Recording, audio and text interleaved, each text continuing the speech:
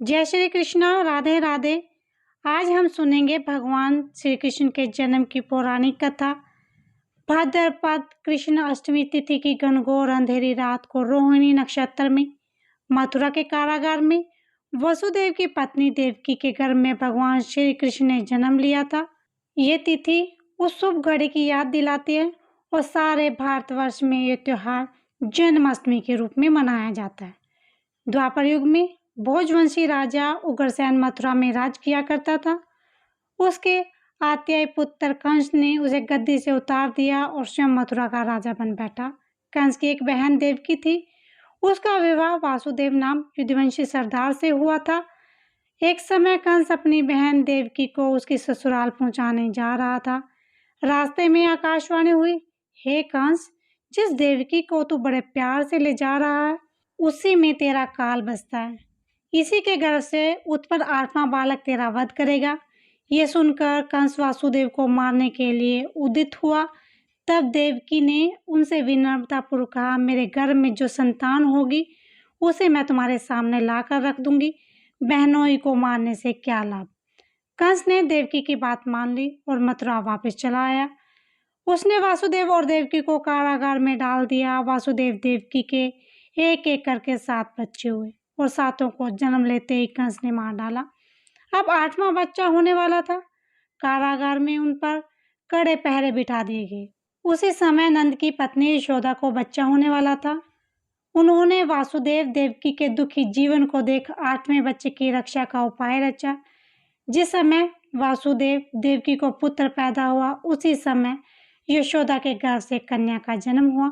और ये कुछ नहीं, सिर्फ एक माया थी। जिस कोठरी में देवकी वासुदेव कैद थे उसमें अचानक से प्रकाश हुआ और उसके सामने शंख चक्र गदा पदाधार श्री चतुर्भुज भगवान प्रकट हुए।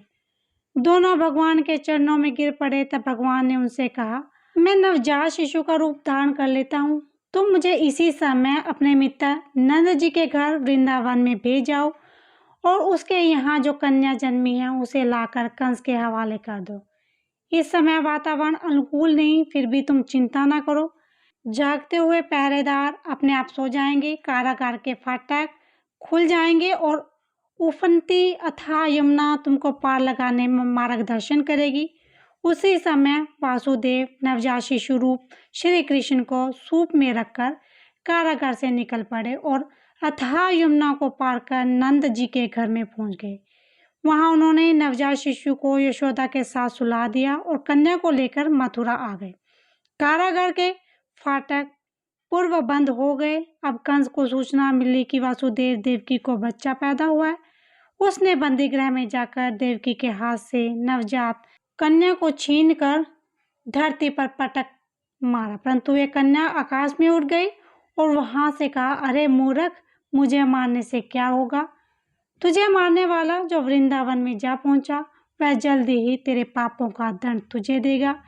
श्री कृष्ण जी का बाबा नंद और उसकी पत्नी माँ यशोदा ने पालन पोषण किया। राजा कंस ने कृष्ण जी का पता लगाकर उसे मारने की बहुत कोशिश की, लेकिन कंस की सारी कोशिशें विफल हुई और श्री कृष्ण जी को मार न सका। अंत में श्री कृष्ण जी ने कंस का वध किया। राजा उग्रसेन को फिर मथुरा की गद्दी सौंप दी। इस तरह से जन्माष्टमी की व्रत कथा पूरी हुई।